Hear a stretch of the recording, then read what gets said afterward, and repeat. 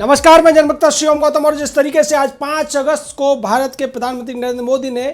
अयोध्या में जाकर शिलान्यास किया, शिला पूजन किया और शिला रखी, उस मंदिर के निर्माण की, उसके साथ ही उन्होंने ऐलान कर दिया कि आज जो भारत की सरकार है वो राम जी के आदर्शों से ही चल रही है और आगे भी राम जी के आदर्शों पर ही चलेगी। राम जी ने कहा था कि भाई बिन होए न प्रीत, ऐसा कहते हुए उन्होंने सीधे तौर पर चीन और पाकिस्तान को स्पष्ट संकेत दे दिया है कि भारत आज शक्तिशाली भारत है और भारत किसी भी हालत में अपने पड़ोसी के किसी भी हरकत को बर्दाश्त नहीं करेगा। हम मजबूती प्राप्त करेंगे और मजबूती के द्वारा दुनिया में शांति भी स्थापित करेंगे। नरेंद्र मोदी ने कहा कि जिस तरीके से अनंत काल से भारत ने प्रेरणा ली है श्री राम जी के आदर्शों से, उसी तरीके से अब हम फिर से प्रेरणा लेते हुए काम कर रहे हैं। भगवान श्री राम सबके हृदय में हैं, सबके हैं और सबके लिए भी हैं। जहाँ जहाँ प्रभु के चरण पड़े हमने राम सर्किट बनाया और उसके साथ साथ प्रभु श्री राम ने कहा था, शासक रहते हुए वो दुनिया के सबसे अच्छे शासक रहे थे और उन्होंने ये कहा था कि मेरे राज्य में बच्चे, बाल और वृद्धों का, वैद्यों का जो समाज की सेवा करते हैं उनका विशेष ख्याल रखा जाना चाहिए। और कोरोना की महामारी में ये सब हमने देखा है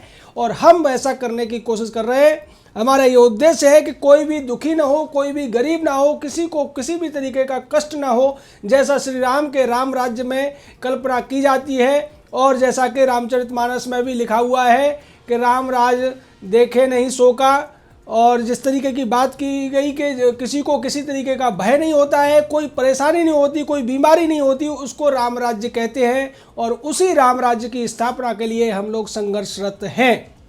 ऐसा कहते हुए प्रधानमंत्री ने उन लोगों को भी याद किया जिन्होंने इस राम मंदिर के आंदोलन में योगदान दिया था और उन्होंने कहा था कि राम काज कीने बिना मोय कहाँ विश्राम। तो उन्होंने 29 साल पहले जो संकल्प लिया था उसी की याद तरोताज़ा की और उन्होंने कहा कि मैं यहाँ जब अयोध्या आया था तब मैंने संकल्प लिया था और उस संकल्प का बल है, 130 करोड़ लोगों के संकल्प का बल है, उनकी मेहनत का बल है कि सुप्रीम कोर्ट ने भी न्याय का साथ दिया, न्याय के लिए व्यवहार किया और हमने भी उसका संयम के साथ पालन करते हुए इंतजार किया। बीच में कोरोना की महामारी आने से मंदिर निर्माण का जो मुहूर्त था, जो शिलान्यास था, वो टल गया था, लेकिन अब जो स्थिति आई है उसमें भी कोरोना की महामारी की वजह से तमाम लोग नहीं आ पाए हैं, लेकिन जो नहीं आ पाए हैं उनका जो योगदान है उसको भुलाया नहीं जा सकता है। इसमें जिस तरीके से राम सेतु बनाने में गिलहरी और बंदरों ने भी योगदान दिया था, उसी तरीके से राम मंदिर के निर्माण में उन सभी भारतवासियों का भी योगदान है जिन्होंने अपने घरों से शिलाएं भेजी थी श्री राम का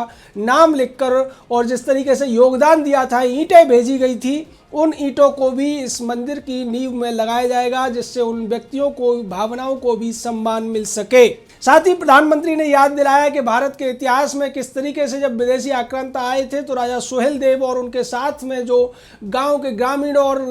सभी तरीके के लोगों की, सभी जातियों के लोगों ने सेना में उन विदेशी आक्रांताओं का सामना किया था जो राम मंदिर की रक्षा के लिए हुआ था। बाद में शिवाजी महाराज की सेना में भी तमाम लोग शामिल थे। उसी तरीके से आज़ादी के संघर्ष में भी तमाम जाति, धर्म और क्षेत्रों के लोग शामिल थे। उसी तरीके से राम मंदिर के निर्माण में भी पूरे भारत के और पूरी दुनिया के भारतवासी, भारतवंशी और श्री राम के जो भक्त हैं पूरी तरह से शामिल है। इसमें ये किसी व्यक्ति विशेष, जाति विशेष या संप्रदाय विशेष का नहीं है। उन्होंने याद दिलाया कि किस तरीके से तुलसी के राम सगुण हैं तो नानक के राम निर्गुण हैं। उसी तरीके से सभी लोग जो राम को मानते रहे, चाहे जैन मतावलंबी हो, बौद्ध मतावलंबी हो, भारत के जितने भी पंथ हुए उन सभी में राम का वर्णन है। और जिस तरीके से भाषाई मर्यादाओं को तोड़ते हुए रामायण भी, तमिल में भी रामायण मिलती है, तेलुगु में भी मिलती है, मलयालम में भी मिलती है, कन्नड़ में भी मिलती है और तो और इंडोनेशिया जो कि एक मुस्लिम कंट्री कहा जाता है वहाँ भी रामायण है, वहाँ भी राम है।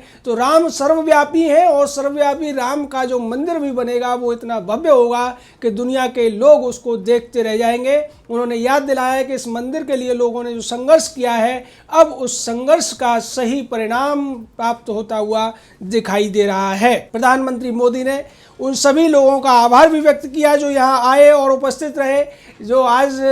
शिलान्यास का कार्यक्रम हुआ, उन्होंने साथ ही साथ उन्होंने 130 करोड़ लोगों का भी धन्यवाद दिया जिन्होंने इसके लिए संकल्प किया और इसके लिए संघर्ष किया। उन कार्य सेवकों का भी धन्यवाद किया जिन्होंने अपना बलिदान दिया, जिन्होंने संघर्ष किया। उन्होंने कहा कि यहाँ पर इमारतें बनी, इमारतें टूटी और तमाम इसमें अड़ंगे लगाने की कोशिश की गई, मंदिर निर्माण को रोकने के तमाम कुत्सित प्रयास किए गए, लेकिन उन सभी कुत्सित प्रयासों को राम भक्तों ने नाकाम साबित कर दिया और आज उसी का परिणाम है कि मुझे रामलला के दर्शन करने का सौभाग्य मिला। उन्होंने कहा कि मैं रामलला के पास आने से पहले हनुमानगढ़ी गया था, क्योंकि अयोध्या में परंपरा है कि जो भी भगवान श्री राम के दर्शन करने आएगा वो पहले हनुमान जी के दर्शन करेगा हनुमानगढ़ी पर जाकर, जिसको कि हनुमान जी का किला कहा जाता है, हनुमान जी का राज्य क्षेत्र कहा जाता है। और वहाँ से आने के बाद ही व्यक्ति को इजाज़त मिलती है भगवान श्री राम के दर्शन करने की, और मैं वहाँ से होकर आया हूँ। अब हनुमान जी चूँकि राम जी का कार्य करते हैं, राम जी के इशारों पर, राम जी के कानून को चलाते हैं, तो इसलिए अब हनुमान जी ही इस मंदिर को पूरा कराएंगे। और ऐसा कहते हुए प्रधानमंत्री ने आज जिस तरीके से वहाँ साष्टांग नमस्कार किया, उस मिट्टी को अपने मस्तिष्क पर लगाया, जिसको मस्तिष्क पर लगाने के लिए वो 29 साल तक इंतजार करते रहे थे, और उसके बाद उन्होंने कहा कि समय अनुकूल आ गया है, अब यहाँ पर मंदिर निर्माण का कार्य शुरू हो गया है। इसको जो लाखों मंदिर देश के अंदर बने हुए हैं उसकी तरह न समझा जाए, क्योंकि राम आस्था के प्रतीक हैं, आस्था के प्रतिबिंब हैं, आस्था के श्री विग्रह हैं। इसलिए श्री राम का जो मंदिर होगा ये प्रेम, भाईचारे और खुशहाली का भी संदेश देने के लिए होगा, क्योंकि हमारा जो अंतिम उद्देश्य है वो राम राज्य स्थापित करना है। और राम राज्य के बारे में जैसा कि रामचरितमानस में तमाम चौपाइयाँ आती हैं कि दैहिक दैविक भौतिक तापा राम राज काहू नहीं व्यापा, तो इसी बात को चरितार्थ करने की कोशिश करते हुए भारत के प्रधानमंत्री 6 साल से लगे हुए हैं। वो आर्थिक मोर्चे पर देश को तरक्की की तरफ ले जाने की कोशिशों में है, तो वहीं स्वास्थ्य की दृष्टि से भी तमाम ऐसी योजनाएं उन्होंने चलाई हैं। आयुष्मान भारत हो कि कोई भी पीड़ित न हो, कोई भी बीमारी से ग्रसित ना हो, और अगर ऐसा होता भी है तो उसका जो इलाज है वो भी हो। और जैसा कि कहा जाता है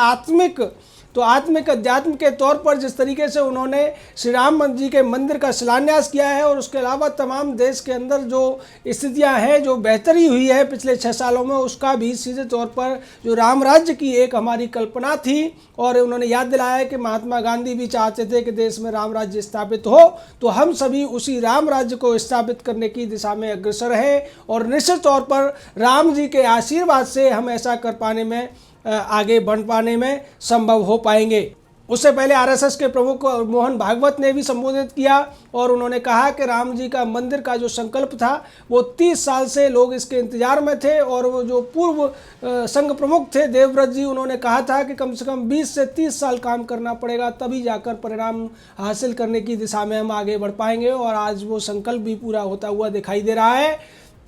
उन्होंने कहा कि भारत के सशक्त प्रधानमंत्री की कोशिशों से और उनके प्रयासों से जिस तरीके से आज का संकल्प पूरा हुआ है, वैसे ही हमने जो 3 साल के अंदर मंदिर निर्माण की जो एक समय सीमा निर्धारित की है 3 से 3.5 साल की, उसको भी हम प्राप्त कर पाएंगे। और इसके लिए भारत के तमाम लोगों का सहयोग पहले से मिलता रहा है और आगे भी मिलता रहेगा। राम भक्तों ने कभी भी इस मामले में पीछे नहीं हटे, राम भक्त, और हमेशा उन्होंने सहयोग किया,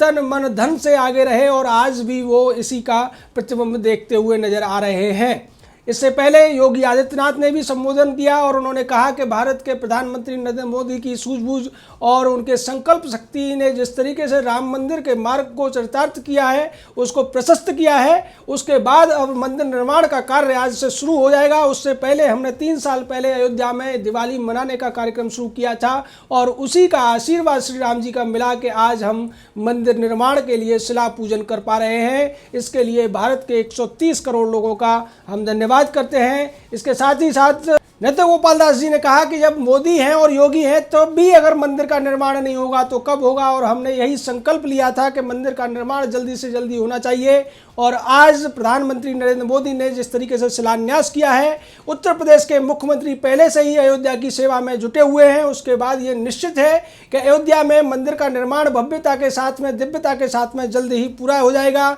और इसके लिए जिन लोगों ने इस पूरे मंदिर निर्माण के आंदोलन में भाग लिया, मैं उनका आभार व्यक्त करता सकता हूं। इस तरीके से सभी लोगों ने आभार व्यक्त किए और उन सभी लोगों को याद किया, उन कार सेवकों को भी याद किया गया जिन्होंने अपना बलिदान दिया था। उस ढांचे को ढहाने में जो कलंक का प्रतीक था, जो आतताई लुटेरों के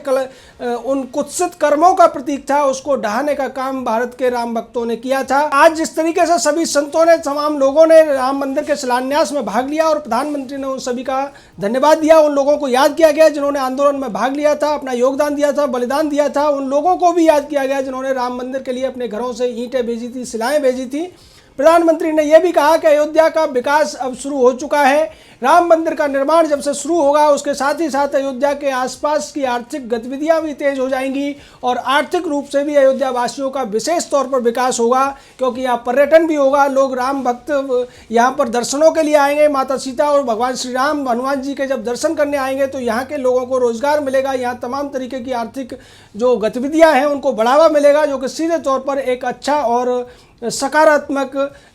यहाँ के लिए परिणाम के तौर पर देखा जाएगा। साथ ही साथ राम मंदिर का निर्माण जिस दिन हो जाएगा, उस दिन दुनिया के सभी लोग यहाँ आने लगेंगे और ये एक अच्छे तीर्थ के रूप में स्थापित होगा। जय हिंद, जय भारत, जय श्री राम।